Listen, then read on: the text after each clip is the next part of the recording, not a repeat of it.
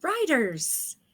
Today we begin a new bend or a new part in our unit opinion writing.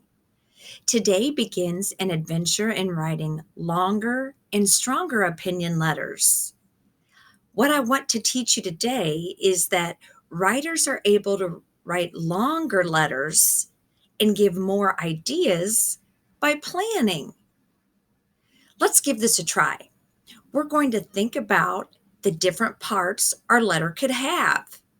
We have a slide that reminds us all the parts we can write about: the cover, the title, the characters, the plot, our favorite parts.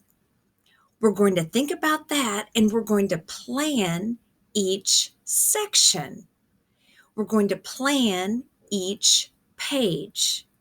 On Seesaw, it's set up for us easily that every time we have a new opinion about our book, we can go to a new page.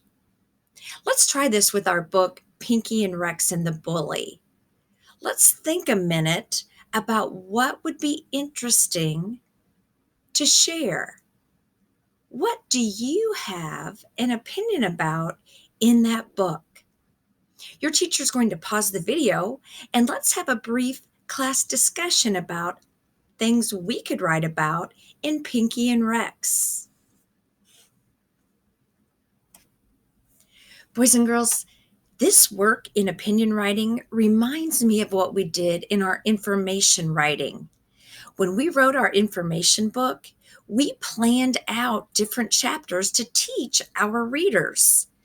We're doing the exact same thing right now, except we're planning out different sections of our opinion letter with different opinions. In my class, there are many opinions about this book.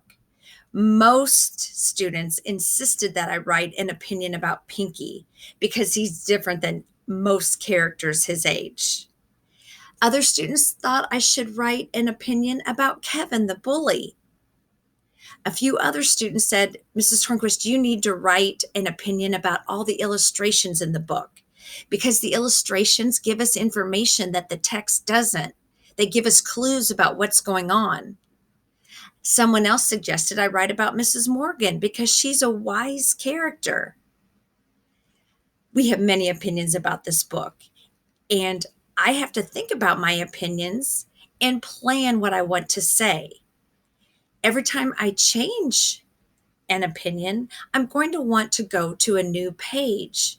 That is how we're accomplishing our goal of writing longer and stronger. For example, if I start off by expressing my opinion that Pinky is a different character, and then giving examples from the book and reasons why I think he's different, that'll be one page. And then I can go to my second page and write about Kevin being a mean bully and give an example of why he's mean, what he's done to Pinky on his bike and at school. After I'm done with that, I'll go to my third page and talk about the illustrations in the book. So that's what you're going to do today. You're going to plan your letter based around your opinions. Look at the chart behind me. I'm going to start by introducing the book, Pinky and Rex and the Bully. I'm going to write my opinion about Pinky. Pinky is a character like no other. Pinky likes things that most 8-year-old boys don't. And then I'm going to give a reason and give some examples from the book. For example, Pinky's nickname is unusual for a boy. Most boys aren't called Pinky. Pinky rides a pink bike and his favorite color is pink. That's another example of how Pinky is unusual. After I'm done talking about Pinky, I'll go on to my second page where I may talk about Kevin, I may talk about the illustrations, I may talk about Rex. It's up to me.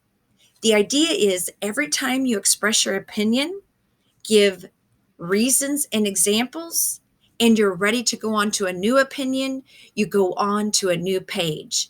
That will accomplish our goal of writing longer and stronger. This is hard work, boys and girls.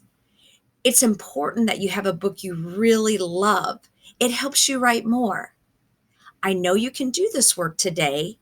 Start small, thinking about your strongest opinion, and push yourself to write an entire page giving reasons and examples about that one opinion. Let's get writing.